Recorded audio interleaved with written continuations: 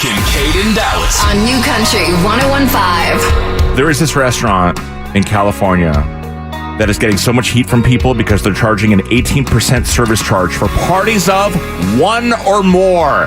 What? Meaning, So everybody. this is not a large group. This is a party of one or more, which got me thinking, tipping and tipping culture. I'm sure it's happening. He's the man to talk to about it. Jarrod Oxendine joins us like he does every few weeks on New Country 101.5. Jarrod, has the genesis of a divorce ever been because somebody is a little bit too spendy with gratuity and maybe gets a little bit too charitable with charities, and the partner goes, listen, you're spending too much money on people we don't even know. Could you quit it? Which causes a huge tear in the relationship and the downfall. Good morning, everybody. Good morning.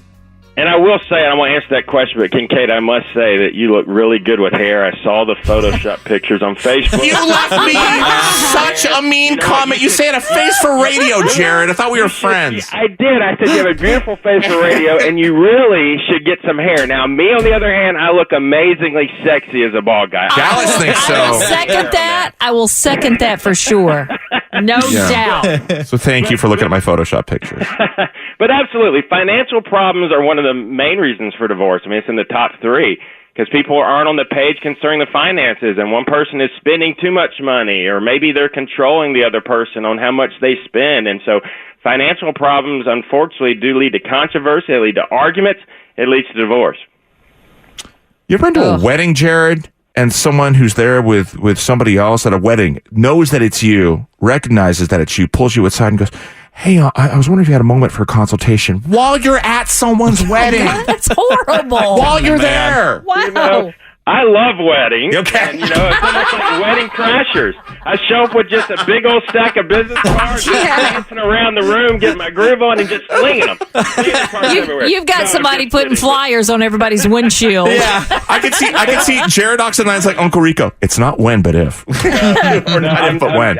I'm actually just kidding, but I mean, it's amazing. You'll be out doing something social, and somebody will come up and ask you a question. It's always interesting. They're like, well, my friend wanted to know. I'm always, okay, sure, your friend. But everybody either has gone through it or knows somebody who's going through it, or they've got a family member that's gone through it. So I do frequently get pulled aside and ask questions. Of course, I'm always happy to answer them. I've got a buddy that owns a Chick-fil-A franchise, and that has been so hot, and it seems like every time we get together with him, everybody wants to know about Chick-fil-A and how he operates and all these intricate questions about Chick-fil-A, and he's always very happy to talk about his business and answer those questions, and I'm the same way.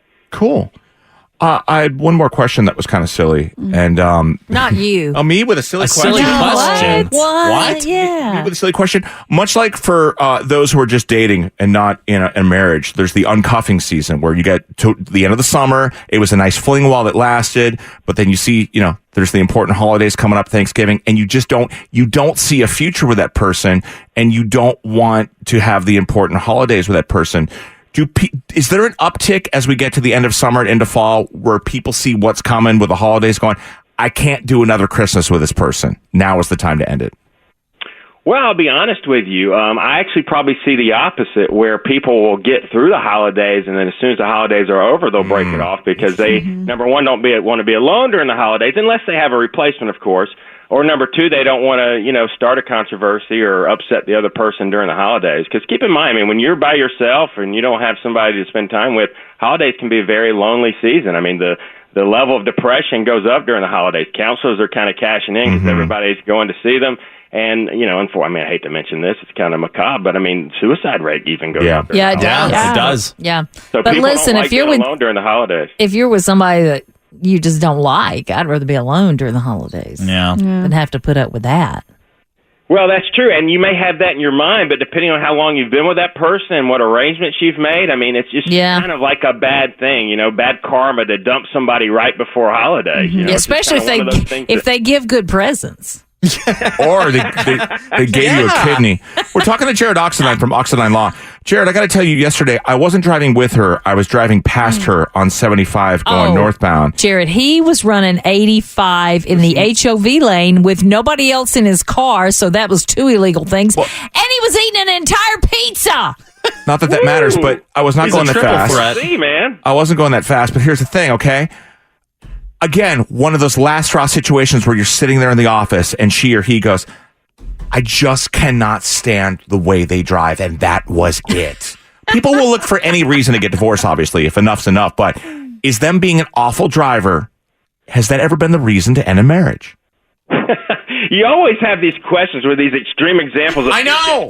He does. And what I'll tell you is, it may have, but people do not look at me across from my desk and admit that this is the petty reason that I decided to use to file for divorce.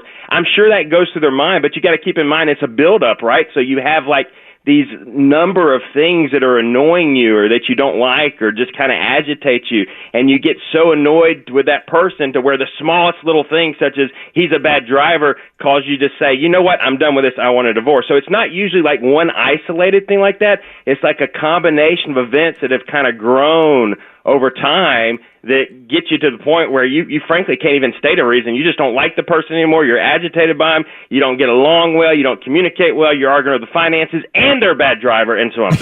Do they tell you when you go to law school, Jarrod, that a lot of it, yes, you're fighting these legal battles, and yes, you're looking to get your client as much as they can legally get for themselves and their families. However, do they tell you that you really are, for a lot of your clients, you're kind of a therapist?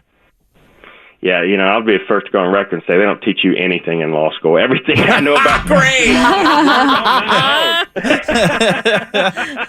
But you do have to wear many hats. I mean, I have people that come in my office and they just cannot wait to get divorced. They've already got the post-party plan. They're ready to celebrate. Those people don't need as much counseling, and they're looking at this with emotions out of it. And it's a business decision, and how quickly can I get this done? There are other people that are in my office that are complete opposite. They either don't want the divorce, or they know they need the divorce, but they don't want to go through the process, or they're unsure about the process, or they've been so beat down by the other person that they don't know what to think. And so for those people, I absolutely have to kind of turn my hat backwards like you do. And I have to, become the therapist and provide them counseling and give them hope and let them know how much better they're going to be after this case is done. And I'll tell you, one of my most favorite moments in my practice is seeing that person that comes into my office. They're beat down, they're defeated. They don't even recognize themselves anymore. I can hardly recognize them, and I just met them. But then by the time the case is over and they're separated and they've got their independence and they've got control over their own money, they can make their own decisions, the kids are happy. I mean, they've got bright lipstick on. I mean, the hair is curled. They got bounce in their step. They are a brand new person. It is a beautiful thing to see. We want to talk to you, Jarrod. How do we do it? Just call 770-497-8688. You can go online, oxlawfirm.com. Reach out to us. We'll give you a free consultation, get you pointed in the right direction. Appreciate your time, sir. Talking to you, man. You take care, okay? Always so much fun. Care. Jarrod Oxendine from Oxendine Law on New Country 101.5.